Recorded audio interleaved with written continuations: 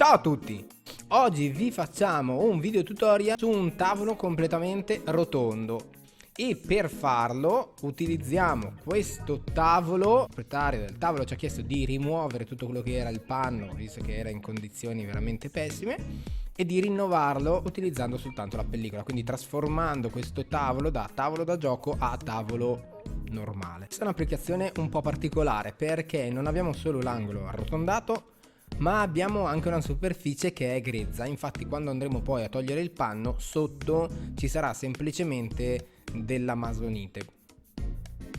Vediamo innanzitutto quello di cui abbiamo bisogno. La pellicola scelta è la VD030, ossia quella che ha un effetto venghe scuro opaco, ossia come al solito spatolina, taglierino, il metro per misurare bene quello che ci serve. Però in questo caso fondamentale è avere una carta per levigare, Magnum Primer, poi vi mostreremo anche il motivo dell'utilizzo.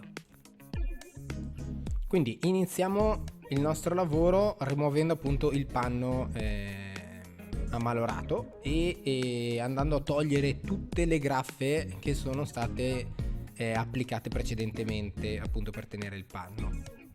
Allora, questo tavolo è fatto praticamente da due semicerchi uniti tra loro, e questi semicerchi nel tempo hanno subito un attimino un po' di umidità, per cui la parte centrale dove c'è la giuntura dei due semicerchi non è perfettamente allineata, anzi si sono un attimino sollevati. Quindi facciamo questa cosa, non ci limitiamo soltanto ad applicare la pellicola sopra, cerchiamo di sistemarlo un attimino, Per sistemare tutte le varie parti non perfettamente piane, non perfettamente lisce, noi utilizziamo una levigatrice, perché ovviamente è molto più veloce e anche il lavoro viene fatto in modo ottimale.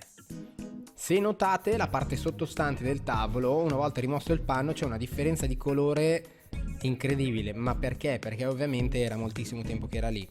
Noi in quel caso andiamo anche lì a levigare, perché ci sono tutti i segni dove c'erano le graffe che potrebbero andare a compromettere l'applicazione. Inoltre questo tavolo risulta abbastanza danneggiato anche sui bordi. Avevamo due opzioni: lasciarlo danneggiato, stuccarlo o levigarlo in modo da smussare l'angolo. Noi abbiamo scelto l'ultima opzione, cioè abbiamo detto vabbè, lo levighiamo tutto, al posto di tenere un angolo con lo spigolo vivo facciamo un angolo rotondo e arrotondato, cioè smussato dalla parte superiore. In questo modo siamo andati ad appianare tutti quelli che erano i difetti, le varie, non so, spiccature o comunque le parti mancanti sono state proprio smussate. Questa è una superficie grezza, quindi essendo una superficie porosa abbiamo bisogno di limitare al massimo il rischio di un futuro distacco della pellicola per cambio di temperatura piuttosto che altre cose. Non ci limitiamo a questo, noi gli andiamo ad applicare anche prima un primer antipolvere. Noi abbiamo il B4 che potrebbe andare bene, ma potrebbe anche andare benissimo anche, non so, una vernice trasparente, anche spray,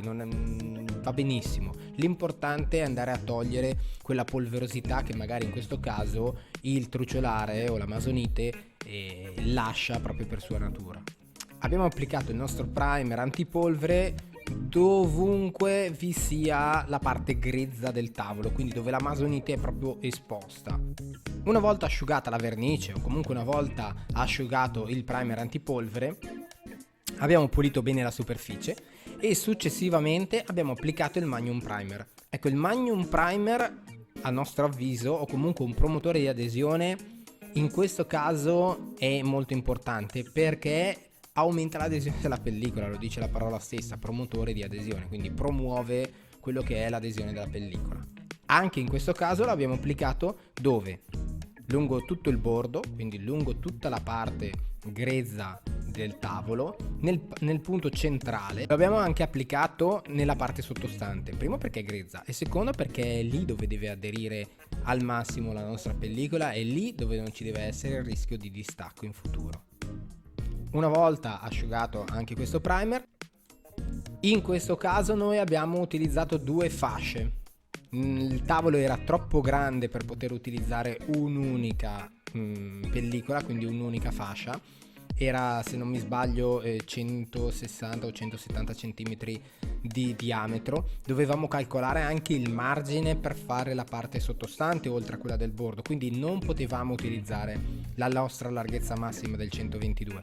Quindi che cosa abbiamo fatto? Abbiamo fatto due fasce da 90 cm ciascuna, con un buon margine sulla parte esterna del tavolo. La prima fascia l'abbiamo applicata con qualche millimetro di abbondanza sulla seconda metà del tavolo.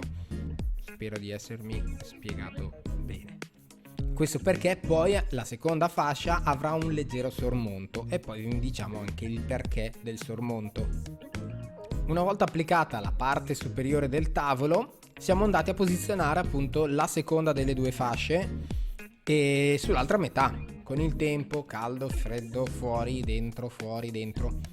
Ci può essere un ritiro naturale della pellicola essendo in PVC. Noi, per non rischiare, facciamo un sormontino da qualche millimetro. Terminata l'applicazione sulla parte superiore, ora viene il bello, nel senso che dovremo lavorare tanto di pistola termica, che non abbiamo detto in precedenza secondo me, pistola termica o foam per capelli, e manualità. Qui serve un attimino di manualità e soprattutto un po' di calma.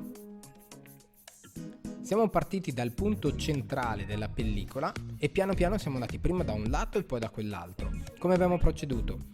Scaldando e tensionando leggermente la pellicola. Non serve tensionare in maniera eccessiva e soprattutto non serve scaldare in maniera eccessiva.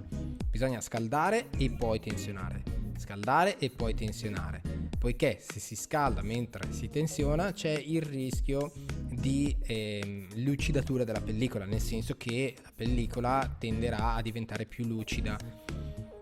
Terminata la parte superiore, ecco come risulterà il nostro tavolo. Andiamo a girare il tavolo dal lato opposto, quindi sottosopra, e da qua iniziamo l'applicazione della parte sottostante. Potrebbe sembrare una cosa poco importante, ma in realtà questa è una delle parti più importanti dell'applicazione. È buona cosa lasciare 4-5 cm di abbondanza in questo caso, perché qui la pellicola aderisce su una superficie appunto grezza e non vogliamo rischiare alcun distacco.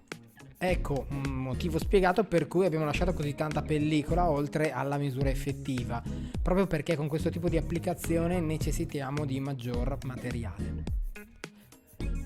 I 4-5 cm che lascio di abbondanza devono essere applicati senza né grinze né pieghe, niente, deve essere applicata correttamente, piana.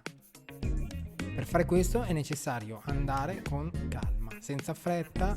Si scalda e si applica, si scalda e si applica, lasciando appunto questo margine di abbondanza.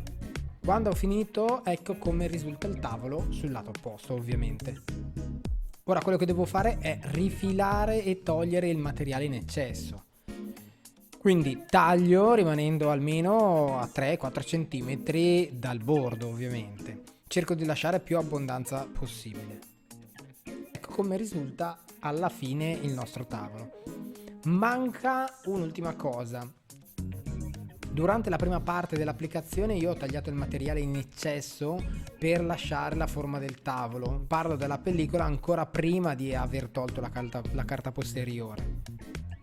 Avevo molta pellicola in abbondanza, soprattutto essendo un tavolo rotondo, quindi alcuni pezzi li ho proprio tagliati ancora all'inizio.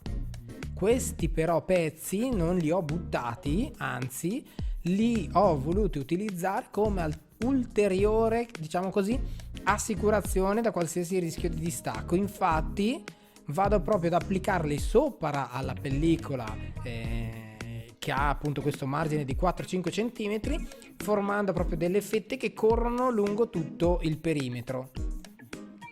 Terminato ciò, scaldo ancora un po' con la pistola termica proprio per aumentare la sua adesione. Questo è come secondo noi va fatta una corretta applicazione su una superficie che è completamente curva, appunto, ma soprattutto che ha una superficie grezza e non completamente liscia. Il risultato finale parla da solo. Il tavolo, che doveva essere destinato praticamente alla discarica, è invece rinato ed è pronto per essere utilizzato altri anni. Questo è stato un lavoro a cui abbiamo dedicato più tempo del normale e anche per avere maggiore cura nel dettaglio durante l'applicazione. Ecco, diteci la vostra, fateci sapere cosa ne pensate e fateci ovviamente sapere la vostra opinione. Se avete dei consigli, non c'è problema, avanti pure con i commenti.